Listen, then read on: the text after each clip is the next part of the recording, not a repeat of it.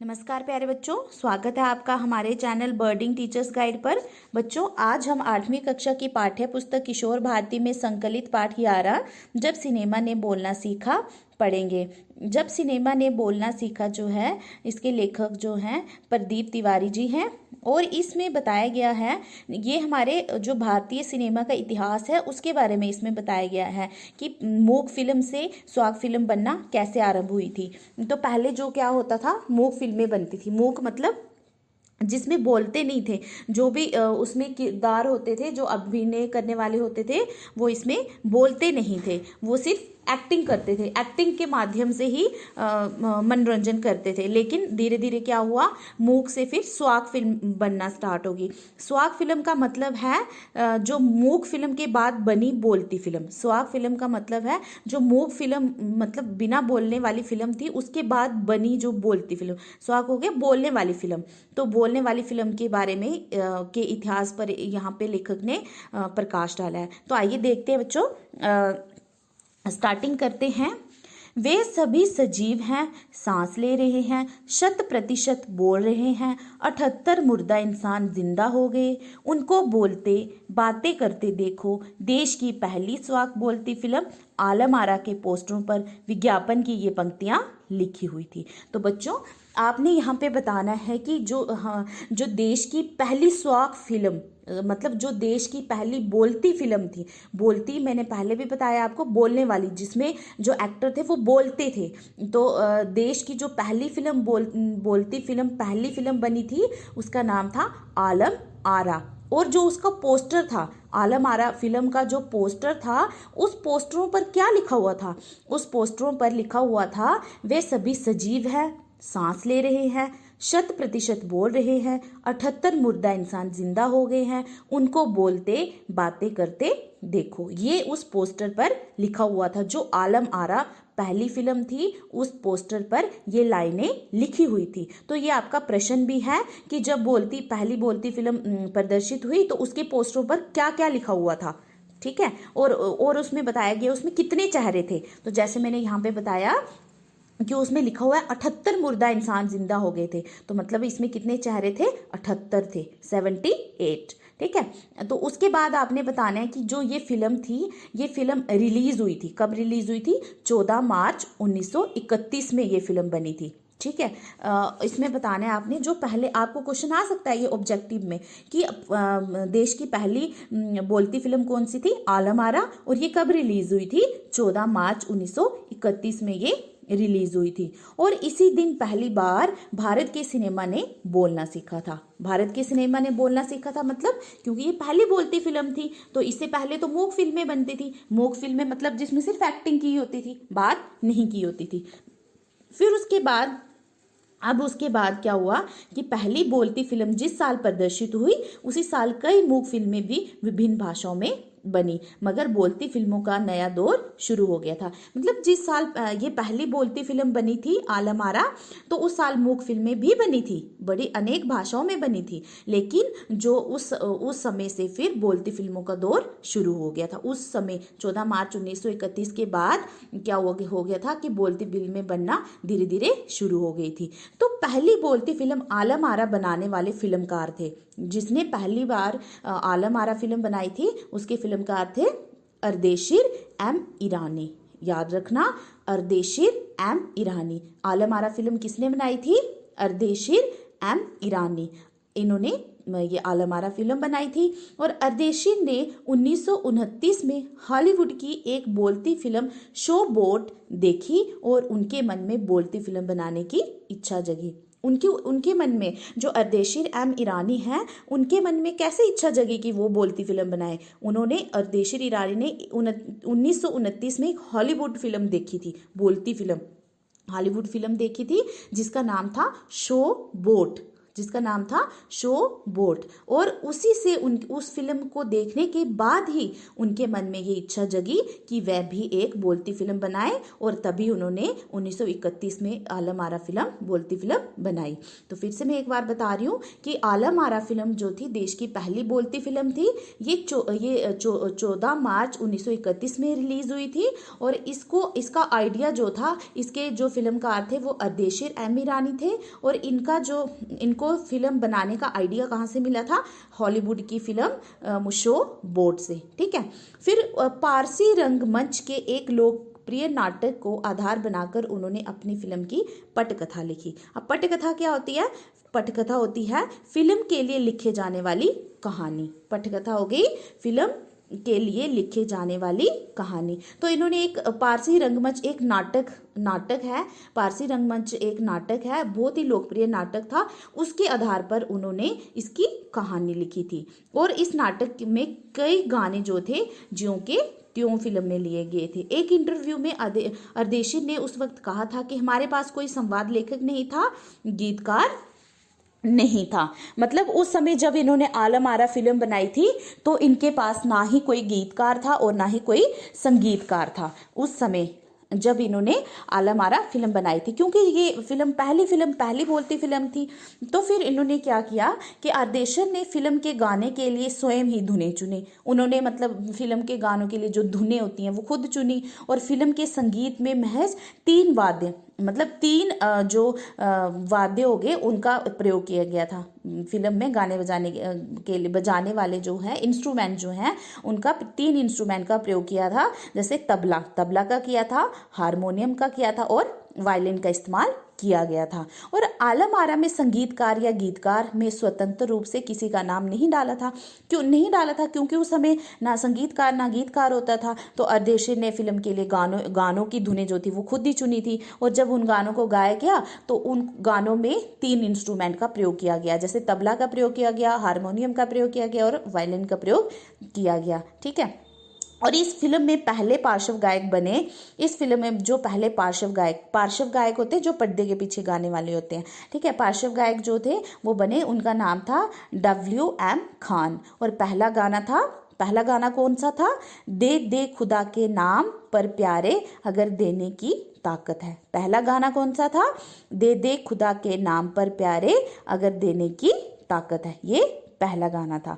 ठीक है। फिर आलम आरा का संगीत जो था उस समय डिस्क फॉर्म में रिकॉर्ड नहीं किया जा सका। फिल्म की शूटिंग शुरू हुई तो साउंड के कारण ही इसकी शूटिंग रात में करनी पड़ती थी। मूक युग में मतलब इसकी शूटिंग जो थी वो रात को करनी पड़ती थी, क्योंकि जब मूक युग था, जब मूक फिल्में बनती थी तो उनकी शूटिंग जो थी वो दिन में की जाती थी, क्योंकि दिन में रोशनी होती थी ना, तो मूक फिल्मों की शूटिंग दिन में की जाती थी। लेकिन आलम आरा की शूटिंग जो थी रात में करनी पड़ी थी, उनको रात में करनी पड़ती थी, इसलिए उनको बनावटी प्रकाश की व्यवस्था करनी पड़ी थी। मतलब आर्टिफिशियल प्रकाश जो उनको वहाँ पे रोशनी जो लानी थी, उन्होंने रात में जो उनको रोशनी चाहिए थी उसके लिए उनको आर्टिफिशियल लाइट्स की व्यवस्था करनी पड़ी, मतलब बनावटी प्रकाश की व्यवस्था करनी पड़ी।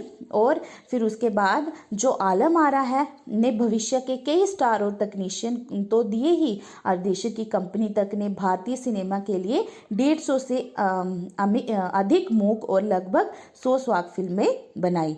जो अर्देशीर की कंपनी थी उन्होंने भारत के लिए मतलब 150 से अधिक उन्होंने मूक फिल्में बनाई और लगभग 100 स्वाक फिल्में बनाई। फिर उसके बाद आपने बताना है कि उसके बाद इसमें बताया गया है कि इसमें गीत संगीत तथा नृत्य के अनोखे संयोजन थे। फिल्म की नायिका जुबैदा थी, मतलब जो आलम आरा की फिल्म थी उसकी नायिका कौन थी? जुबैदा। ध्यान से सुनना कि जो फिल्म आलम आरा थी उसकी नायिका मतलब हीरोइन जो थी वो जुबैदा थी और नायक थे विट्ठल। नायक का नाम था विट्ठल, मतलब हीरो का नाम था विट्ठल। तो वे उस दौर के सर्वाधिक पारिश्रमिक पाने वाले स्टार थे, मतलब उस समय के फेमस स्टार थे ये। ठीक है। उनके चयन को लेकर भी एक किस्सा काफ़ी चर्चित है, मतलब जब इनका चयन किया गया, इनको चुना गया फिल्मों के लिए, तो उसका एक किस्सा बहुत ही चर्चित है। विट्ठल को उर्दू बोलने में मुश्किलें आती थी। पहले उनका बतौर नायक चयन किया गया, मगर इसी कमी के कारण उन्हें हटाकर उनकी जगह महबूब को नायक बना दिया गया। ठीक है, मतलब क्या हुआ कि विट्ठल जो थे उनको उर्दू बोलने में पहले उनका मतलब आलम आरा के लिए पहले उन्होंने विट्ठल को नायक चुना, लेकिन विट्ठल जो थे उनको उर्दू बोलने में मुश्किल होती थी, क्योंकि जो ये फिल्म बनी थी आलम आरा तो ये उर्दू में बनी थी, तो उर्दू बोलने में विट्ठल को दिक्कत आती थी, मुश्किल आती थी। तो जिस कारण जो ये अर्देशी राम ईरानी थे, इन्होंने क्या किया कि विट्ठल को हटा दिया फिल्म से। क्यों हटाया? क्योंकि इनको उर्दू बोलने में मुश्किल आती थी, और उनकी जगह उन्होंने एक महबूब को नायक ले लिया। ठीक है, महबूब को हीरो बना दिया। लेकिन जो विट्ठल थे वो बहुत नाराज हो गए इस बात से, और उन्होंने अपना हक पाने के लिए मुकदमा कर दिया, मतलब केस कर दिया उन्होंने, कोर्ट केस कर दिया उन्होंने। तो उस दौर में उनका मुकदमा मोहम्मद अली जिन्ना ने लड़ा, जो तब के मशहूर वकील हुआ करते थे। तो उनका मुकदमा किस वकील ने लड़ा था? मोहम्मद अली जिन्ना ने उनका मुकदमा लड़ा था, और विट्ठल फिर मुकदमा जीते और भारत की पहली बोलती फिल्म के नायक बने। और अंत में जो थे विट्ठल ही आलम आरा फिल्म के नायक बने। मैं फिर से बता रही हूँ कि पहले तो विट्ठल का चयन आलम आरा फिल्म के नायक के रूप में हुआ, लेकिन उन्हें हटा दिया गया। क्यों?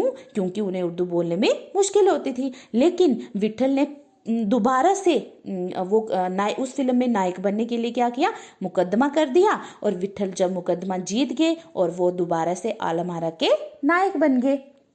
ठीक है, फिर उसके बाद आपने बताना है कि मराठी और हिंदी फिल्में में वे लंबे समय तक नायक और स्टंटमैन के रूप में सक्रिय रहे। जो ये विट्ठल है, इन्होंने काफ़ी मराठी फिल्में भी की हैं, हिंदी फिल्में भी की हैं, और काफ़ी समय तक वह नायक भी रहे हैं, और स्टंटमैन के रूप में भी इन्होंने अपनी भूमिका निभाई है। इसके अलावा आलम आरा में सोहराब मोदी, पृथ्वीराज कपूर, याकूब और जगदीश सेठी जैसे अभिनेता भी मौजूद रहे। ये बहुत पुराने अभिनेता हैं, बहुत पुराने अभिनेता हैं। ये तो आपको याद भी नहीं होंगे, क्योंकि ये 14 मार्च 1931 की बात की जा रही है, तो तब तक तो आपका और हमारा जन्म भी नहीं हुआ होगा, तो इसलिए इन सब के बारे में हमें इतनी जानकारी नहीं है। और क्योंकि ये तो उस समय की बात है जब ये फिल्में बनना शुरू हुई थी, तो उस समय की बात है, तो ये इसलिए ये बहुत पुराने जो हैं कलाकार हैं, इसलिए इनके नाम आपको नहीं पता होंगे। तो आपने अपनी बुक पे इनको अंडरलाइन अच्छे से कर लेना है, क्योंकि ये ऑब्जेक्टिव में पूछे जा सकते हैं कि जो विट्ठल थे उनके अलावा आलम आरा में और किस किस ने काम किया था? सोहराब मोदी, पृथ्वीराज कपूर, याकूब और जगदीश सेठी। ठीक है, ये भी इस फिल्म में इन्होंने भी इस फिल्म आलम आरा फिल्म में महत्वपूर्ण भूमिका निभाई थी। तो बच्चों, फिर आपने बताना है कि जो ये फिल्म जो थी 14 मार्च को रिलीज हुई थी, है ना, 14 मार्च 1931 को मुंबई के मैजेस्टिक सिनेमा में प्रदर्शित हुई। इसको भी आपने अंडरलाइन कर लेना अपनी बुक पे कि ये फिल्म जो थी 14 मार्च 1931 को रिलीज तो हुई थी, लेकिन कौन से सिनेमा हॉल में? मुंबई के मैजेस्टिक सिनेमा हॉल में प्रदर्शित हुई थी। ठीक है, फिल्म 8 सप्ताह तक हाउसफुल चली थी, मतलब 8 सप्ताह मतलब 8 वीक तक 8 सप्ताह 8 हफ्ते ये फिल्म जो थी बिल्कुल हाउसफुल चली थी। और इतनी भीड़ उमड़ी थी कि पुलिस को लोगों पर पुलिस को नियंत्रण करना मुश्किल हो गया था, क्योंकि भीड़ तो होगी ही, क्योंकि ये पहली बोलती फिल्म थी, तो लोग सब देखने के लिए उमड़ पड़े, और फिर इतनी ज़्यादा भीड़ हो गई कि पुलिस को भी लोगों को कंट्रोल करना मुश्किल हो गया। और फिर लोगों ने इसको क्या नाम दे दिया? भड़कीली फैंटेसी फिल्म दे दिया। इसका नाम भड़कीली फैंटेसी फिल्म इसको नाम दे दिया। फिर उसके बाद ये फिल्म 10,000 फुट लंबी और इसे 4 महीनों की कड़ी मेहनत से तैयार किया गया था। उसके बाद स्वाग फिल्मों के लिए पुरानी कथाओं, पारसी रंगमंच के नाटकों, अरबी प्रेम कथाओं के विषय के रूप में चुना गया।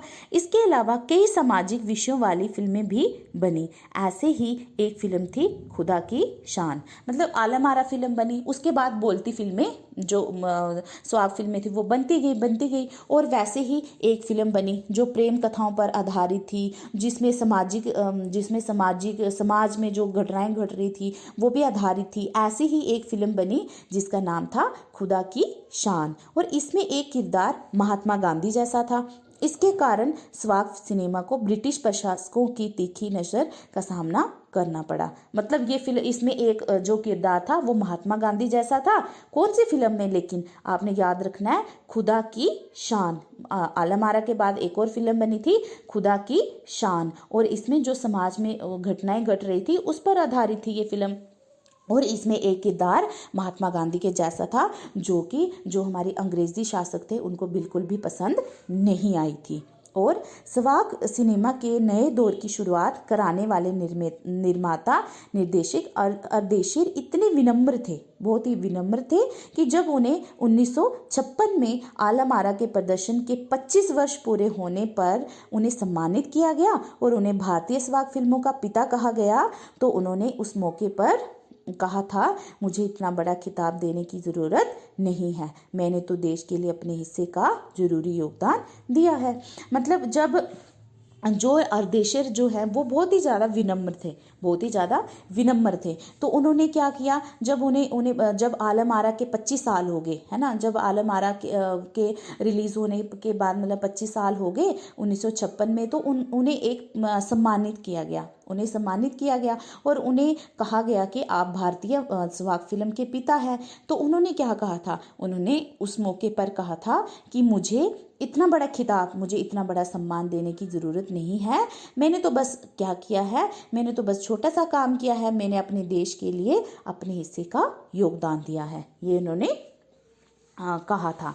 ठीक है, फिर उसके बाद जब पहली बार सिनेमा ने बोलना सीख लिया, सिनेमा में काम करने के लिए पढ़े लिखे अभिनेता अभिनेत्रियों की ज़रूरत भी शुरू हुई। क्योंकि देखो, जब से बोलती फिल्में बनने लगी तो पहले तो मूक फिल्में बनती थी, तो उससे क्या होता था कि सिर्फ अभिनय करने से चल जाता था, या फिर फिल्मों में जब पहलवान होते थे या बड़े बड़े शरीर वाले होते थे या स्टंट करने वाले लोग होते थे या उछल कूद करने वाले अभिनेता होते थे, उससे काम चल जाता था, क्योंकि उन्होंने बोलना तो कुछ था नहीं, सिर्फ एक्टिंग करनी थी। लेकिन जैसे ही बोलती फिल्म बनी तो अब किसकी तलाश शुरू होगी, पढ़े लिखे अभिनेता अभिनेत्रियों की ज़रूरत पड़ गई, क्योंकि अब उनको जो संवाद थे, जो उनको डायलॉग थे, वो पढ़कर फिर ही याद कर फिर ही बोलने थे।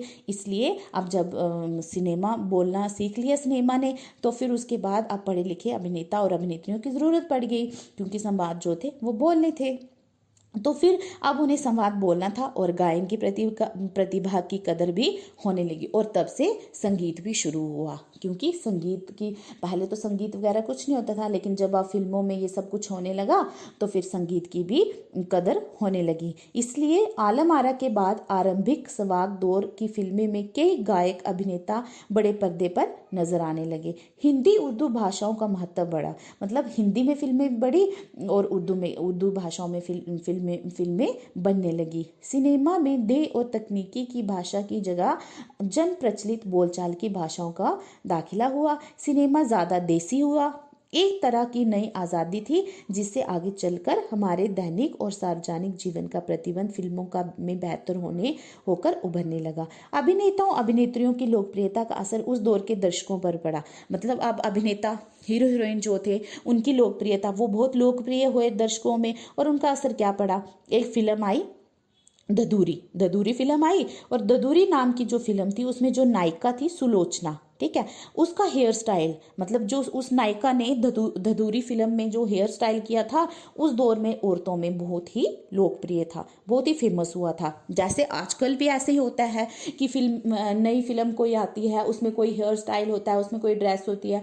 तो वो क्या हो जाती है, लोकप्रिय हो जाती है और लोग वैसा ही उनको फॉलो करने लगते हैं। तो उस समय में भी ऐसे हुआ था कि जो सुलोचना नायिका थी उसका हेयर स्टाइल बहुत ज़्यादा फेमस हो गया था औरतों में, तो औरतें अपनी केस सज्जा उसी तरह कर रही थी, मतलब उन्होंने हेयर स्टाइल उसी की तरह बनाना शुरू कर दिया। और अर्देशीर ईरानी की फिल्मों में भारतीय के अलावा ईरानी कलाकारों ने भी अभिनय किया था, और स्वयं आलम आरा भारत के अलावा श्रीलंका, बर्मा और पश्चिम एशिया में भी पसंद की गई थी। भारत में ही नहीं बल्कि श्रीलंका में, बर्मा में और पश्चिम एशिया में पसंद की गई।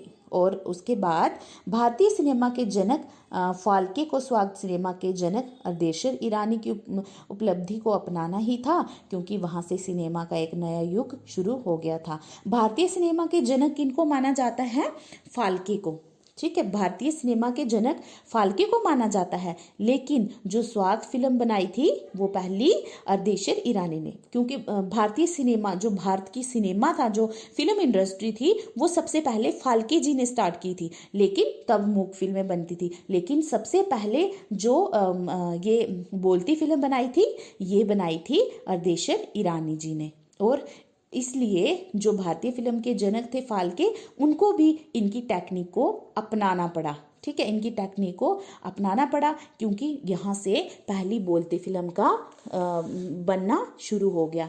तो बच्चों, इसमें यही बताया हुआ है कि बोलना, सिनेमा ने बोलना कैसे सीखा। मतलब आपको समझ में आ गया होगा कि किस तरह से सिनेमा जो थी, पहले मूक फिल्में बनती थी, फिर धीरे धीरे अर्देशर ईरानी ने शो बोट की, एक शो बोट हॉलीवुड की मूवी जो शो बोट थी, उससे प्रेरणा लेकर उन्होंने भी बोलती फिल्म बनाई। और पहली बोलती फिल्म आलम आरा थी, जो 14 मार्च 1931 में रिलीज हुई थी और मुंबई के मैजेस्टिक सिनेमा में प्रदर्शित हुई थी। और इसके हीरो विट्ठल जी थे और हीरोइन जुबैदा जी थी। विट्ठल जी को फिल्म से निकाल दिया गया था, क्योंकि उनको उर्दू बोलने में मुश्किल होती थी, लेकिन उन्होंने फिर मुकदमा कर दिया और बाद में वे मुकदमा जीतकर उसी के नायक बन गए। तो बच्चों, इसमें एक थोड़ा सा मैं आपको और बताना चाहती हूँ कि डब फिल्मों के बारे में बताना चाहती हूँ कि डब फिल्में जो होती हैं, वो होती हैं क्या होती हैं, डब फिल्में वह होती हैं जो एक भाषा से दूसरी भाषा में